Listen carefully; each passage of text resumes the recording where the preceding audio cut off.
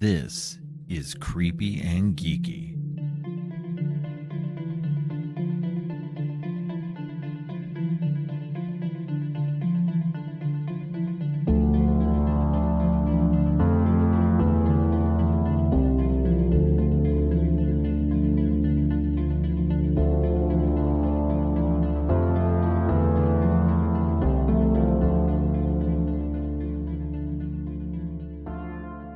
Welcome to the double feature podcast of horror and more.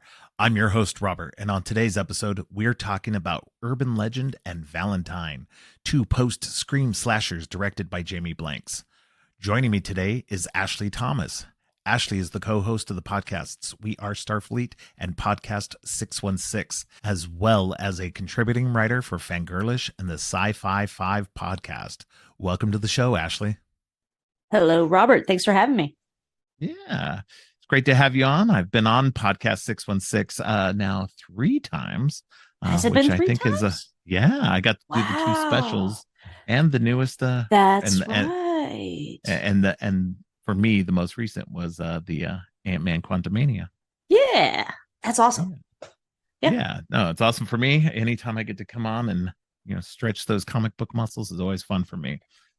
Yeah. Well, thanks for having me on. I know you had my co-host Hugh McStay on a couple weeks ago for the Jason X show. Yeah. He's been on a couple times now. So. Oh, that's awesome. Yeah, I haven't gotten to see that far into the Friday the 13th series. So. Oh, well, you will be in for a treat, one way or the other. For sure. I'll be in for something, right? Yeah, exactly. Awesome. All right. So before we get into the nitty gritty of the 2 movies that we're going to be talking about, I like to ask my guests, what was your first horror movie? Ooh, so my first horror movie, I was about 10 years old, and it was Christmas night, and I was staying over at my aunt and uncle's house. Their daughter, my cousin, she and I are just 2 months apart, and so on Christmas night, my sister and I were invited to stay over for the night. And my cousin, she went and snagged a VHS tape that her dad, I think, had recorded off of TV. My uncle, her dad, is a huge sci-fi fan. He loves sci-fi. I think he likes a bit of horror. Like he's definitely into like Hitchcock and Twilight Zone and all that. But the movie we watched that night was Psycho by Alfred Hitchcock. So that was my very first horror movie. I remember not thinking it that scary, but remember also thinking like, wow, that's a really neat twist, and it stuck with me. And I think if you look at the things I really like in horror movies today, Psycho's fingerprints are all over them. I love Monster and Shadow. I love cinematography. I'm really geeky about that. So it's definitely influenced like my taste in films. Like I have certain favorites, but they all share that characteristic of monster and shadow and great cinematography. So you can definitely thank Psycho for that for sure. That's awesome. That's a good one to start with. Yeah, I'm a fan of Hitchcock myself. But my favorite is Vertigo. So. Oh, Vertigo is awesome. Yeah, I've only seen it once. Vertigo. It was just a few years ago. But yeah, great film. Good choice. Definitely. All right, so let's go ahead and jump into these 2 movies. We're going to go ahead and start with Urban Legend. All right, 1998, and directed by Jamie Blanks.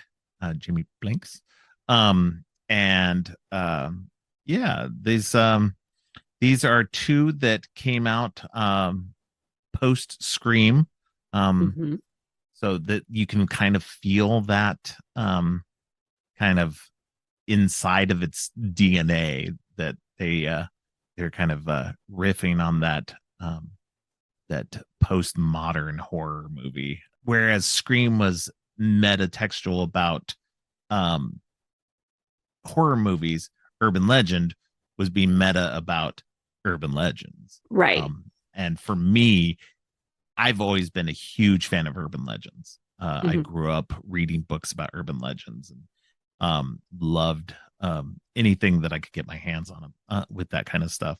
And I actually wanted to go into um, like that kind of made me want to get into getting a degree in folklore, in mythology, and stuff like that because I've grown up with mythology, folklore, urban legends, just the stories that we tell each other.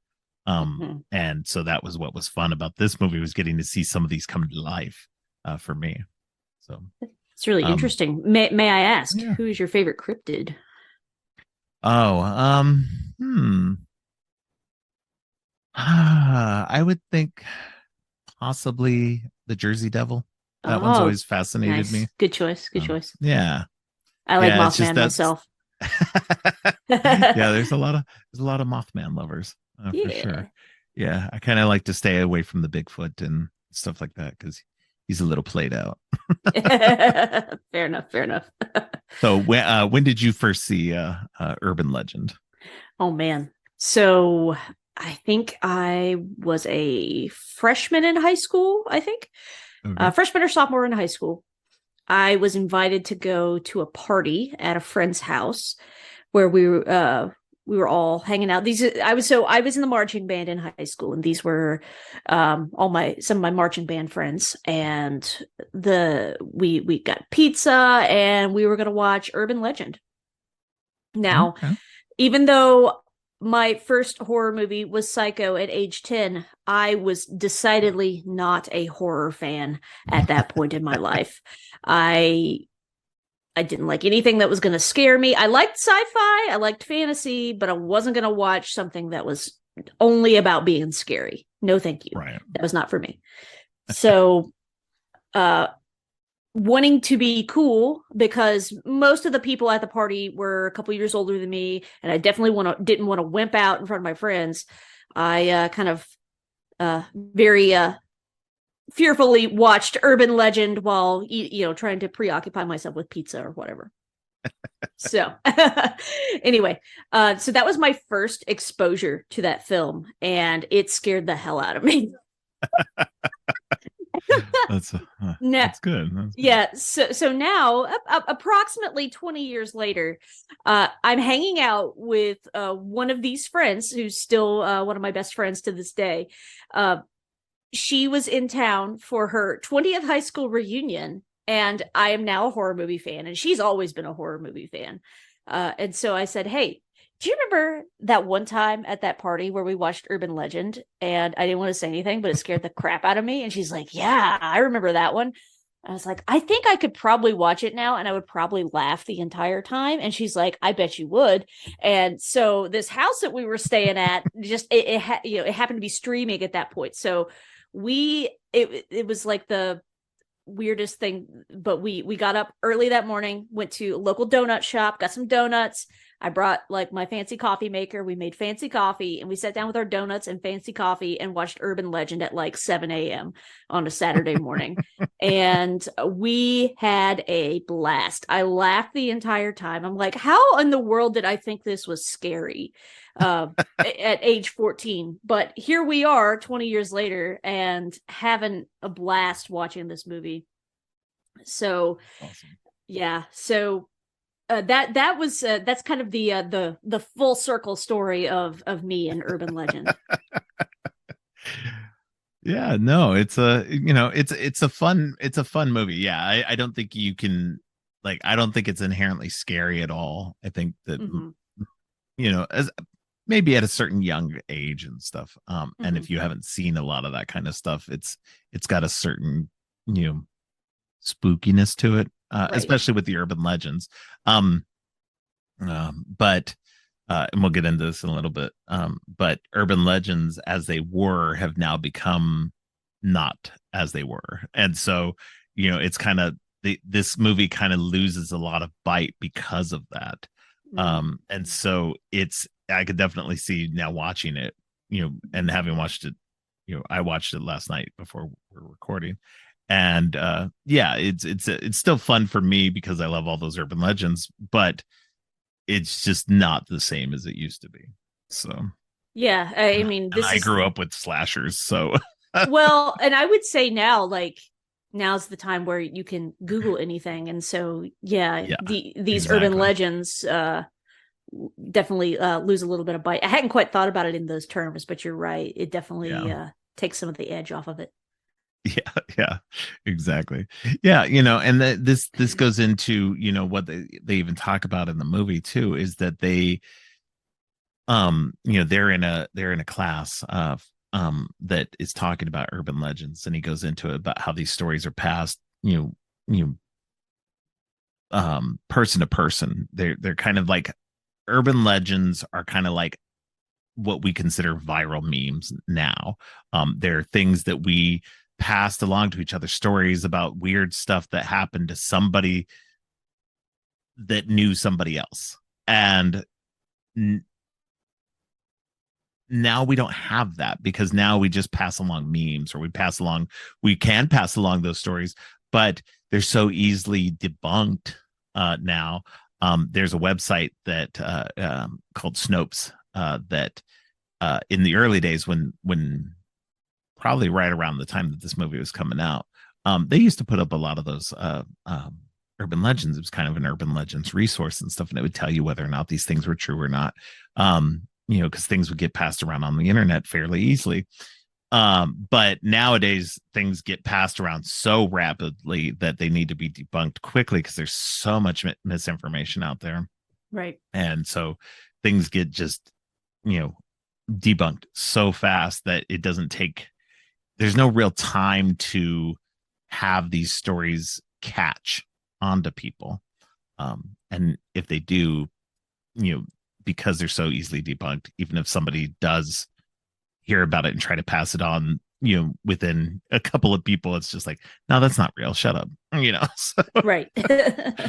so it's a fascinating, it's kind of fascinating because it's like we've lost this interesting method of what I consider, like, what they consider folklore, a component of our folklore. But it's kind of morphed into what we consider viralness in on the internet, things going viral. So you said you liked it, Yeah. but you like to goof on it now. Oh yeah, yeah, uh, yeah. um, what did you think of what did you think of the cast and everything? Yeah, I remember at the time not really recognizing anyone in the cast except for like Joshua Jackson because Yeah, Dawson's Creek, right. and Jared Leto because that was when he was still like mostly in everybody's mind as Jordan Catalano from Degrassi. Um, and now he's gross. So Yeah. uh otherwise I don't remember if I knew who Tara Reid was at that point. I think this because Tara Reid is in my number 2 favorite movie of all time, and that is Josie and the Pussycats, uh, which is an amazing movie. Don't It's a at great me. movie. Yeah, it's wonderful. It's wonderful. Awesome soundtrack. Oh, dude. So, oh man, I could do an entire podcast series on how influential that movie and that soundtrack was on me Yeah. when I was in high school. I listened Uh, to that soundtrack on repeat for like a long time Oh, after that dude, movie came out. I've Yeah. got it on vinyl. Like, I still listen to it. I used to be able to play it from front to back on guitar.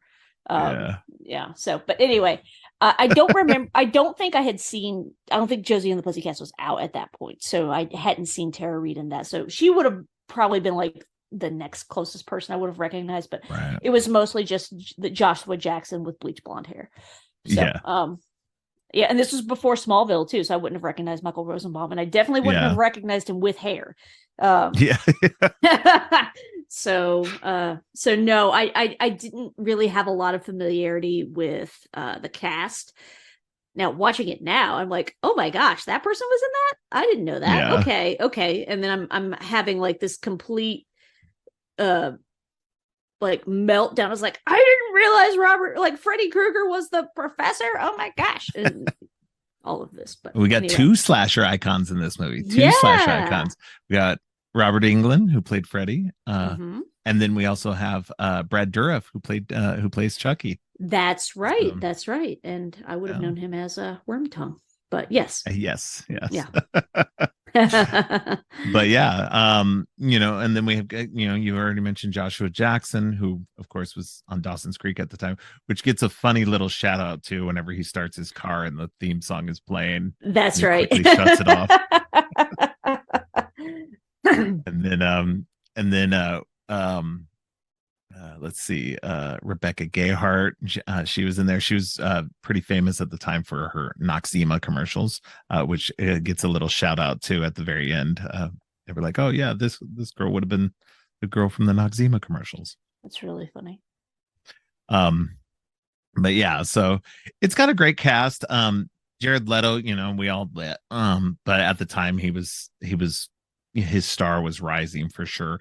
This was weirdly, I realized last night that this was only a year out from the year this was put out the year before Fight Club was that he was also in, which was like a completely different movie for him. So I was like, how do you go from that to that? I was like, okay.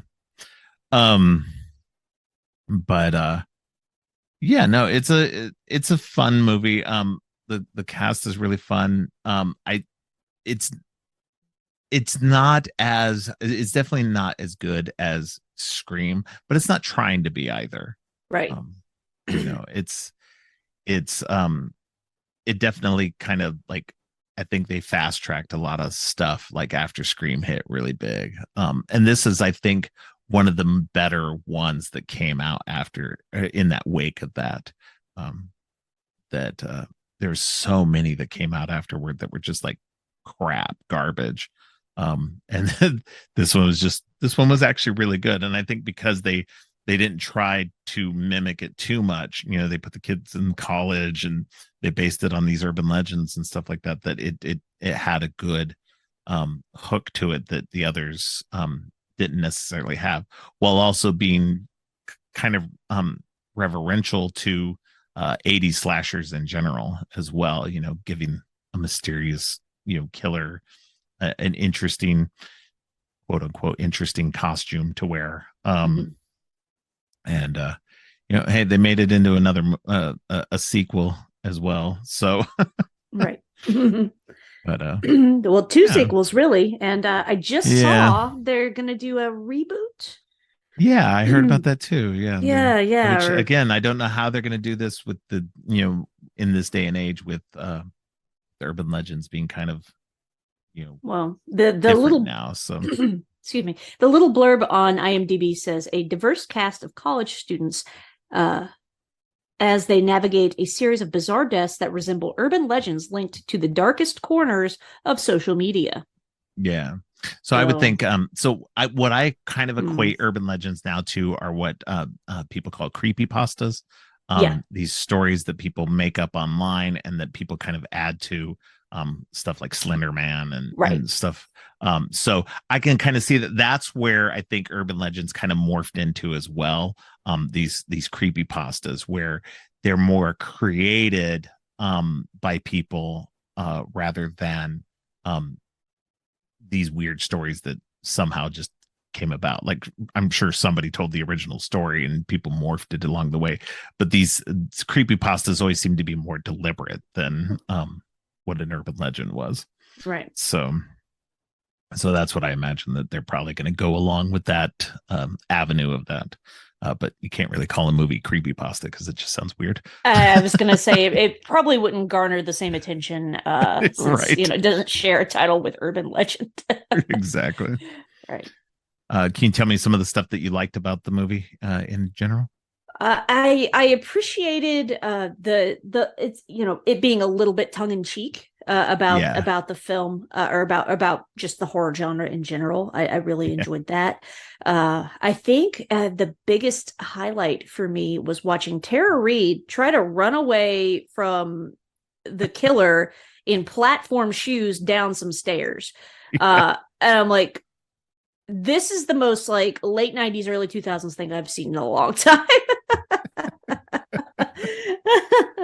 But I really enjoyed that. I really loved the bait and switch with you know, trying to figure out who the killer is. And I Yeah, thought yeah. Rebecca Gayheart looked freaking scary Oh still. yeah. Like Oh, she yeah. got her crazy eyes on come to the end of the movie. I'm like, dang, girl is scary AF. So uh props to her on that. Uh I will say there's one scene I still can't watch now, 20 plus years later, and it's when they put Parker's dog in the microwave. Oh yeah, yeah, Yeah. yeah, That yeah, scene is still very effective. I'm like, nope, nope. That's like the one scene that stuck with me as a kid. And I'm like, I can't look at that again. No. Um, yeah. No, that's not a good one for sure. yeah. Um, Uh, Definitely no, scary. But yeah, no, overall, enjoyed it a lot. Great, yeah, great film. yeah, yeah. No, I agree. I think Rebecca Gayheart does a really good job at being the villain of the piece. She goes full nut job in it, um, which was nice too, and she plays this unhinged nature to it, really well without going too far over the top. Right. Um, which is hard to do because you can go really too far, very easily. And I think she pulled it off pretty well. But I did like how like they left a lot of red herrings about who it was going to be.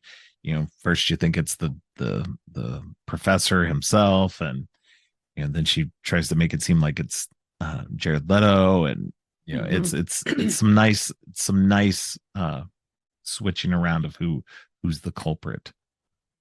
Right, right. Uh, I did like that the security guard gets to save the day in a way. She gets to help save the day. Right. Yeah, That yeah, that was was a cool. fun Yeah. aspect. Yeah, she was awesome. Yeah, and she lived too. So it's like Right, there's so many times where a security guard or a police officer or whatever tries to help save the day and they end up dying as well. So it was nice right. to see somebody like that actually save the day and survive. Right. Yeah, I did enjoy that as well. And she ends up going on to the sequel. So Yeah. Well, it looks like she's on deck to be in the reboot as well. Her oh, and okay. Rebecca Gayheart. So, Oh, yeah. interesting. All right. Yeah. All right. Yeah, which was interesting too, because this is one of the few horror movies that the villain lives as well, uh, Right. and gets to survive to kill again. Mm-hmm. Much unlike their Scream brethren, who they have to change people every time because they keep dying. Legit. Legit. I really like um I'm looking at the IMDb and I'm like, oh yeah, I really like these little horror nods in the naming of some of the character, particularly Rebecca Gayheart's character being named Brenda Bates. Yes, Like, yeah, yeah, love the little nod to Psycho. That was really fun for sure. yeah, yeah. Um, yeah, there's yeah, I think overall they didn't try to reference too many movies. They didn't want to copy Scream, so Right, they were trying to stick just to the urban legend formula, which just worked really well. Pretty much every death was actually based on a known urban legend at right. the time. So, um, go ahead. Well, I was gonna say I will say I definitely started checking back seats after this movie. Yeah, And won't lie, still do it occasionally today. So even it's though not a bad practice, regardless of whether it actually has happened or not. It's yeah, still a good idea. So there are worse things I could have picked up from this movie. So exactly, yeah, being safer, is always a yeah, good thing. not a So bad thing. yeah, so yeah, the way her roommate gets killed, Oh I gosh, yes, yeah, well, so the funny thing about this, there's multiple things that I found funny. That's actually Danielle Harris, who is a horror icon herself. As a kid, yes. she was in Halloween 4 and 5, Mm-hmm. as Jamie, Jamie Strode. Laurie's Yep, daughter. yep. And she later on was in the later two Rob Zombie Halloween movies as Oh, okay. yeah, as the friend of Laurie Strode. And actually, her father, who was the sheriff in those two movies, was played by Brad Dourif. So Interesting. Okay. yeah, I haven't lots of horror actually connections. watched the Rob Zombie Halloween yet. That's the only gap in my Halloween viewing. Yeah, So they're all okay.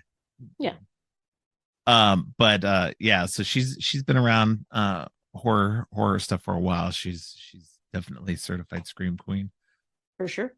So she makes a uh I was reading the IMDb, of course, and there was a point where they said they that the roommate was going to be bitchier than she was, I guess in an earlier draft. And I was like, how could she be any more than she already was? She was very rude. Yeah, she was Like not nice.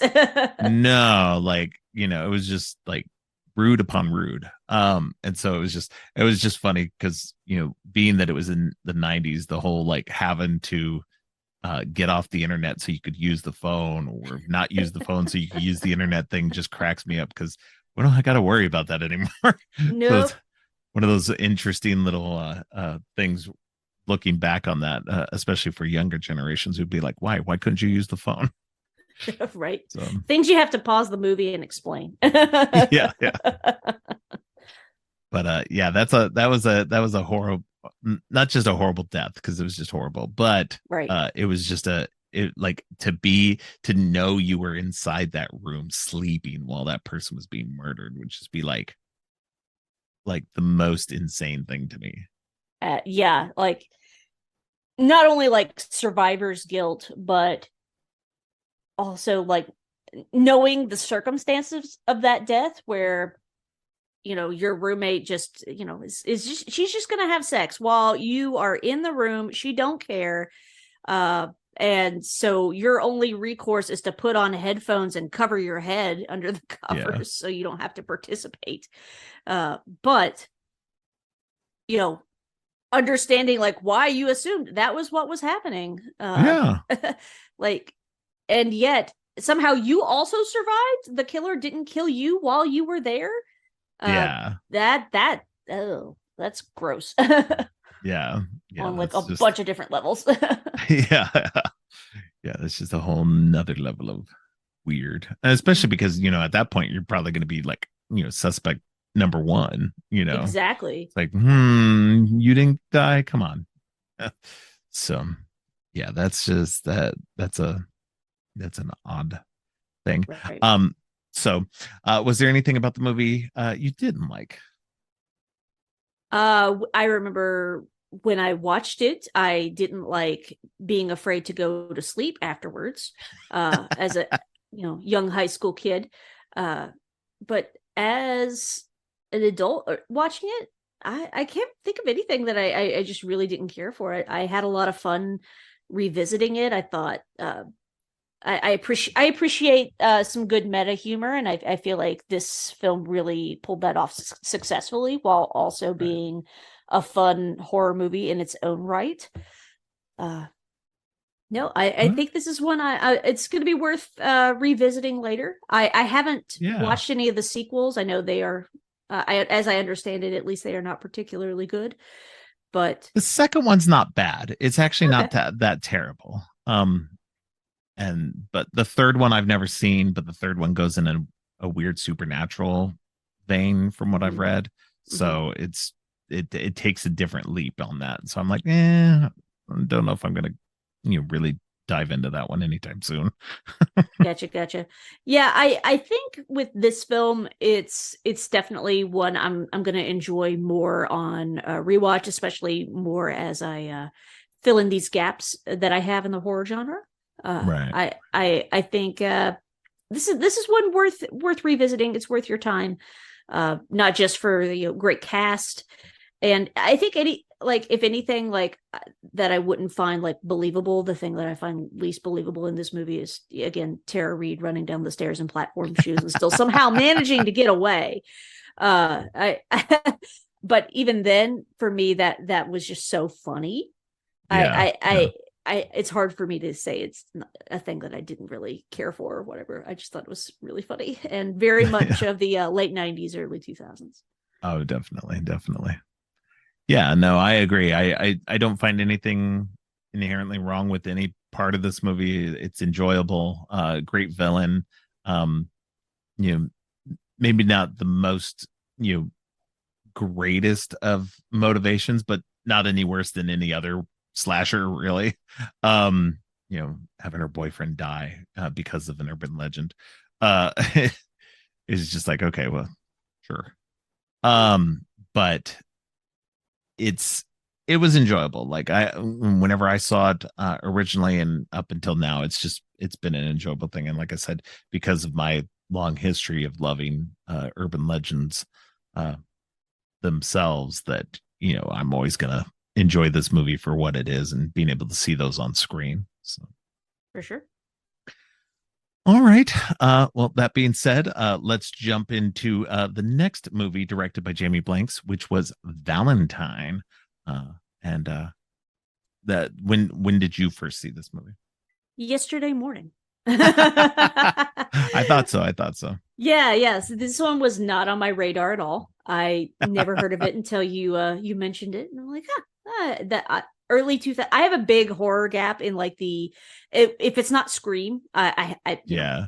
a pretty big gap in the early 2000s, with the exception of like The Ring, which also scared the hell out of me as a high school Yeah. kid. Yeah. Uh, but with this one, no, I didn't watch it until yesterday morning. And but I before that, looking at the cast, I was like, dang, this is like a who's who of the WB in the early Yeah. Yeah. 2000s. I was a big Roswell fan back in the day. I was like, oh, Katherine Yeah. Heigl is in this. Okay, okay. And then of course you have David Boreanaz, who was still in his Angel heyday at that point. So Yeah. yeah. Yeah. No, it's got a great cast. Denise Richards, Jessica Capshaw, who would go on to be on Grey's Anatomy, a major character on Grey's Anatomy. Mm-hmm. Um, Marley Shelton, who would go on to be in two Scream movies herself. Exactly. Mm-hmm. And it's got a fun cast. It's this one is more of a straight up ode to 80s slashers. Mm-hmm. It's not really there's no callbacks to other horror movies or anything like that. There's no self-referentialness to it, which is fine. It's I think it's an overall good movie. It's not terrible. It's kind of middle of the road for me. Mm-hmm. It's fun, but not overly. It doesn't change anything in the genre. And it doesn't, like, even the performances are kind of just like, okay, sure, whatever. But there's nothing that really super stands out for me. But that's not a bad thing. I like that it's a like this throwback to 80s slashers. So Yeah, I did see just now that it is based on a book by an author named Tom Savage. yes, Um very lightly based from what I understand is they took okay. the title and was just like, yeah, let's kind of change everything else about it.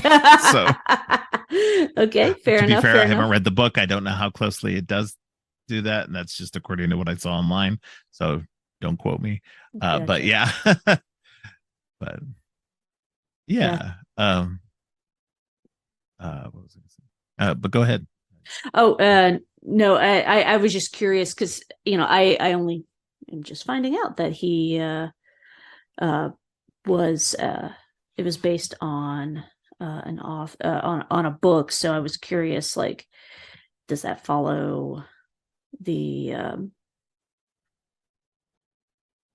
the sorry, the does that follow the plot of the book well? But Oh yeah, apparently not. So I'm uh not sure. Yeah, yeah. Yeah. Looks like there's a couple different authors named Tom Savage, one being the guy who wrote The Power of the Dog, which Mm. believe got best director last year for Jane Campion. uh yeah, yeah. Anyway, also a great movie. But anyway, yeah, so Valentine, I I I think that's interesting that you are branding it as an homage to 80s slashers. I wouldn't Mm-hmm. quite have thought about it in those terms. I was just thinking about it as a corny horror movie from the early 2000s, but Yeah. I like that idea of it being an homage to 80s slashers, and I think that it works better that way if you think of it in that Yeah. manner. Yeah. Uh, Definitely. yeah, yeah. You have the cherub mask, something about that iconic mask. Yeah. Um, I did think it was interesting that the mask wasn't something that he wore in the original, and but that was something that he chose. Like uh he chose that aspect of the traumatic event to adapt into his killer persona. Yeah, Right. that's interesting. Oh. Yeah. It's uh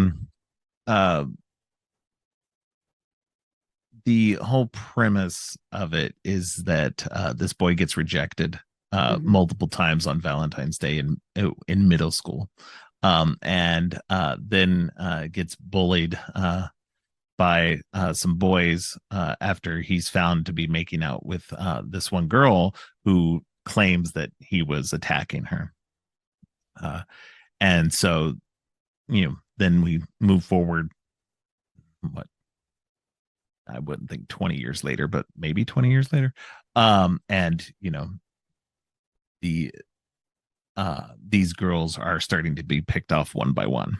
Um, Right. and they suspect that it's him because they find out that he had, after that incident, he'd been hospitalized and had trauma from those Mm-hmm. incidences and whatever else that happened along the way. As somebody brought up, I saw something that was brought up that was like, well, then why didn't he go after the boys who bullied him? Right. And apparently that was something that is possibly in the deleted scenes. I didn't watch any of the deleted scenes, but apparently it's something that's mentioned somewhere that didn't make it to the final cut. That was all those people died, were killed before the events of the movie. So Mm. he did start his killing spree earlier. So, Right. but that's a night. It's an interesting piece that I think should have been brought into it. Mm-hmm. That would have at least had a little bit more depth to it.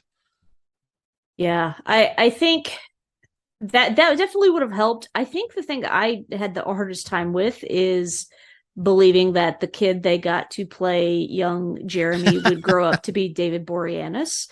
Uh, I mean, maybe, but no, no. And wouldn't, I mean, yeah, I mean, everybody grows up and whatever, but, matures and, but still, like, I don't think that Jeremy would have had the social skills to become Yeah, like convincing enough to become Adam Carr. The yeah, Yeah. So yeah. No, yeah. the movie does have a few story bits that would have been helpful to be fleshed out in that way, because we find out that at the end that it is this Adam Carr person who's played by David Boreanaz who is the killer, who was that boy. But it's like, um, but he's been part of at least sort of in their lives, and including the one girl that he's been dating for presumably years, from what it sounded like. Um, and she was the interestingly enough, she's the one who didn't outright reject him at the dance either. She's the one who said, maybe later, we could dance. Right. So Right. so that's why she ends up getting to survive at the end. And so uh but it's just, yeah, I mentioned this before about shaky motivations and stuff for slashers, and they're always shaky. I mean, they're always kind of shitty motivations, but yeah, this one's just like, okay, you were picked on as a kid. Like, obviously there needs to be more backstory about what happened in those intervening years that would make it so that, being picked on and being rejected by these girls would turn you into this like killer. It's just this weird, like, I don't know, accepted misogyny that we're okay with because it makes an interesting like slasher movie or something. Right. It just goes into a much deeper discussion about that as a whole, like that it opens up more of. Right. So Right.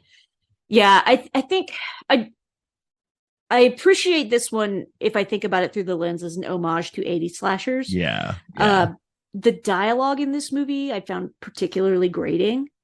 Uh, I Women in horror movies are usually smart, usually, or at least in the ones I've seen. Apparently, I yeah, might be watching. Maybe I'm just watching the cream of the crop here, but I thought all of this dialogue was terrible, and these women were catty and yeah. bitchy, and I really hated it. I was like, you guys are idiots. I don't feel sorry that he's killing any of you. I mean, Right, you know, like obviously I don't want them to die, but at the same time, I'm like, you guys aren't really like doing anything to endear me to yourselves either. right. Like the one scene where I forget which Dorothy and uh, who's the gal that survives? Kate. Yes, Kate. Yeah, Yeah, Kate. Yeah, where they're arguing about like, well, how well do you know Campbell? Well, how well do you know Adam? I don't know if I can trust your judgment on this. I'm like, oh my gosh, y'all need to grow up. Like, stop it. Y'all grown ass women. yeah, yeah. No, no, for sure. Yeah, it's it's a good movie, but definitely has the characterizations in it are very thin. They're very lacking. Yeah. It's mostly to go from point to point, and while there are some interesting kills in this one, Hmm. like especially with like the bow and arrow Right. and and the hot tub scene and everything, they're just overall this is kind of a mediocre movie. Right. It's not again, it's not terrible. And you can like it for the generally kind of goofy aspect of it. But and I know that it's gotten a lot more appreciation over the years as well. It did not do well early on and has not been generally um favorably recognized. And to be fair, I mean, I can see why. But again, it's not terrible. The performances, while they're all bitchy and catty towards each other, the performances are good. Every character is at least somewhat well defined in their character roles, even if they are like caricatures, I think, more than anything else. Because Hmm. you got the sexual one, you got the you know the kind of goody goody one, you got just these differing aspects of these girls, and so they all just kind of play their roles, but they play them well. So they're all good actresses. So it's nobody being terrible, doing a terrible job in the roles. I just think the material isn't the best. Yeah. Yeah. I think that's fair. So, but yeah, Yeah. it's a good movie. It's not bad. It's definitely not the worst horror movie I've ever seen for sure. Yeah. Oh yeah. No, I've seen some really terrible stuff. During my deep dive of everything that I've been going over the last few years and stuff, I've watched some movies that people are like, "Oh my god, this is great," or it's like something very obscure that somebody has told me, "Oh, it's so bad it's good." And I watch it, I'm like, "No, that's just terrible. It's just bad. It's not funny, it's not good." Like there's some movies that people are like, "Well, you need to watch it with a group of people." And I'm like, I only watch these movies by myself, so I'm not Right. watching them with a group of people to like riff on it while I watch it. So Right. so I whenever I'm oh, go go ahead. ahead. No, no, no. I No, was gonna no, say go ahead. I will say that I did like the soundtrack quite a Yeah. bit. It was very much like a time capsule of early 2000s like alt rock. Uh, so I did enjoy that. I thought that was pretty fun. Just because I don't feel like you hear a lot of music kind of like that anymore. And so listening to it, in the background, I was like, oh man, I suddenly feel 20 years younger listening to all of this. So I thought that was kind of fun just to have that as a kind of a time capsule thing, especially like when you look at who's on it. You have Marilyn Manson and Orgy and Rob Zombie and the Deftones and Disturbed, Linkin Park, just all of these guys, very much of their time. So I did enjoy that. It looks like Marilyn Manson had the title song for that, Valentine's Oh Day. yeah. Uh, so all of that was interesting to me as a kind of a marker in the timeline for the film. Right. So, Yeah, no, both of these, I agree. Both of these had really good, time specific, mm-hmm, time period specific soundtracks. yeah, And I agree. Like, there's a lot of these movies that really don't really do that anymore. right. And I don't know why it's kind of gotten out of that mode. But it'd be fun to get back to. I know the new Scream movie is going to have a new song for it. Oh, very nice. By Demi Lovato. So Oh, very cool. Okay, uh, interesting. yeah, and then what was it? Halloween Kills had a song for that, which was Hunter's Moon by Ghost. And so Uh-huh. we're starting to kind of get the return of movie soundtrack songs. So it's kind of nice to see it popping back up again. Yeah. See if they do soundtracks again, like music inspired by Yeah. I love me a So soundtrack. I yeah. collect vinyl, and between Mr. Nerdy Blogger and I, all of our uh, half of our albums are soundtracks, and all but like two of them are mine. So soundtracks and movie scores, I love all of that. Oh So yeah, same, really, same. really enjoy that kind of stuff. So definitely okay with bringing it back. That'd be okay by Oh me. yeah, definitely. Yeah. So, all right. Is there anything else that we didn't touch on that you'd like to mention about either one of these two movies? No, I think this is definitely a fun like popcorn horror movie. Yeah. Not overly scary. I did appreciate how, in particular, when is it Lily that says, or not Lily, Paige. She said when she Yeah. tells him, I would rather be boiled alive or boiled Yeah. in Yeah. oil or whatever, and well, she's the one that dies in the hot tub. So, Yeah. I thought that was, as soon as she said that, I was like, oh, that's how she gonna die. Yeah. Yeah. Just little nods like that. I thought that was interesting.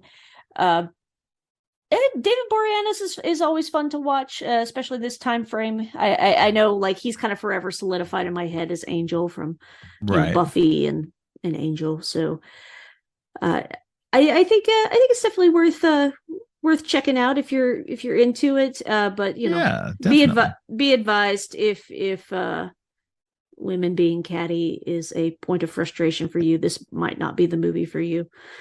Yeah. But Yeah. definitely a who's who for sure of WB, what is now called the CW actors at the time. Oh And yeah. I did like that the one kind of skeevy guy, Max, his last name is Raimi. I can Yeah. only assume that is a nod to Sam. But Yes. Yeah. yeah, that's pretty fun. But yeah, Yeah. Yeah. There were a overall, couple of them there that had last names of horror centric things like Bates and right, Raimi and stuff. So yeah. right, I think they yeah, were not with both of these movies. They were kind of nodding to both of them. I did think it was funny. I talked about the Joshua Jackson kind of in joke playing the theme song from Dawson's Creek. There was a moment in Valentine where Kate is talking about David Boreanaz's character, and she goes, "Well, he's no angel, Oh And so yes, that nice yes, I little remember that. like thing. Yeah. It's like, Yes. ah, Yeah, yeah. That I get that I'd joke. forgotten that, but yes, that did make me laugh in the moment. I was like, I see what you did there. Yeah, yeah. Very fun. Yeah, no, there's it, he tried to, the director said that he tried to make it less jokey with this one. And I think this one might have helped more if it did have more of that kind of wink and nod a little bit. I get why he didn't do it, but at the same time, it might possibly have helped. Yeah. Um, but it's not Yeah. a terrible movie, but Yeah. it's definitely one, and it's worth kind of putting in your Valentine rotation along with My Bloody Valentine. So For sure. For sure. uh, I totally missed this one. Definitely heard of My Bloody Valentine, but had yeah. missed this one. I gotta know, how much money did Minute Maid pay to be in this movie? Because I swear every time they're in that girl's apartment, they drink an orange juice. And like at one point she's got a straw in the whole quart of orange juice. It's like, come on, Minute Maid. It's funny. Yeah. Of all like for all the things for product placement, Yeah, yeah. That's I didn't catch that, but that's funny. So like I said, Josie and the Pussycats is my number 2 favorite movie of all time. So there you go. I learned a little bit about product placement in that one, and Yeah, it's yeah. kind of a thing that's caught my eye ever since. So that, and then I also noticed a bottle of Clearasil on the table. That was definitely, or not on the table. I'm sorry, on the sink. That definitely made me laugh too. So That's funny. yep, Oh man. good All times. right. So why don't you let people know where they can find you online? All right, very cool. Yeah, so you can follow me on Twitter, and at least until it implodes, at the Yes. Nerdy Blogger. You can like my Facebook page, facebook.com/the Nerdy Blogger. You can read my blog, nerdyblogging.wordpress.com. You can also read my words on fangirlish.com, where I write about film and television. I've definitely written a good bit about some horror in the past, but right now I am the Trexpert in residence, so I'm writing a lot about new and all the current Star Trek series. You can hear my words being read on the Sci-Fi 5 podcast, which is 5 minutes of science fiction history 5 days a week. And over there, I contribute a few scripts a month, often about film, television. I try to sneak in some horror when I can. Definitely a lot of comic book stuff too, where I can as well. So I think that all of those things qualify as both creepy and geeky. So, right, Chief. So, Definitely. yeah. And then you can hear me not only occasionally popping up on stuff like Creepy and Geeky or whatever, but you can also hear me on my Marvel podcast that I do with previous guest on Creepy and Geeky, Hugh McStay, called Podcast 616, and that is podcast 616. You can also hear me on We Are Starfleet, which covers new and current Star Trek, and both of those podcasts can be found on the We Made This podcast network. All right. Yeah. Well, thank you again. I appreciate you coming on and talking these two Jamie Blanks movies with me.